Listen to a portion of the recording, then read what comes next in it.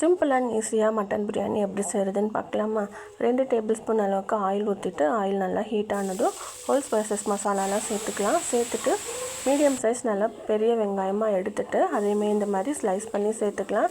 சேர்த்துட்டு golden brown colour வர்ற வரைக்கும் வதக்கி எடுத்துகிட்டு இஞ்சி பூண்டு பச்சை மிளகாய் மூணுமே அரைச்ச பேஸ்ட் எடுத்துகிட்டு நல்லா வதக்கி விட்டுட்டேன். இப்போது 2 மீடியம் சைஸ் நல்லா பழுத்த தக்காளி எடுத்து வச்சுட்டு அதையுமே நல்லா சேர்த்து வதக்கி விட்டுக்கலாம். இது வதக்கி வர ஸ்டேஜ்லேயே பார்த்திங்கன்னா 1 டேபிள் ஸ்பூன் அளவுக்கு தயிர் நல்லா கெட்டி தயிராக எடுத்து வச்சுருக்கேன். அதையுமே சேர்த்து நல்லா வதக்கி விட்டுக்கலாம்.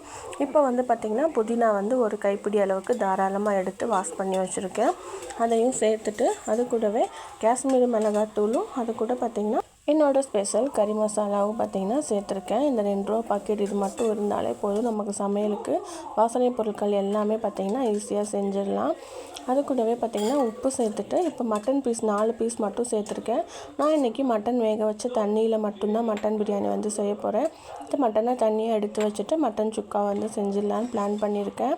பசங்க இந்த மாதிரி பிரியாணியில் போட்டால் மட்டன் சாப்பிட மாட்டாங்க. ஸோ தனியாக அந்த மாதிரி செஞ்சு கொடுத்தா சாப்பிட்றாங்கன்னு தனியாக செஞ்சுருக்கேன். இப்போ தேவையான அளவுக்கு மட்டன் வேக வச்ச தண்ணி 1 கப் பார்த்திங்கன்னா நார்மல் வாட்டர் சேர்த்துட்டு நல்லா இந்த மாதிரி கொதித்து வந்தோடனே நம்ம தம் போட்டு இறக்குறோன்னா சூப்பரான மட்டன் பிரியாணி என்னோடய ஸ்டைலில் ரெடி.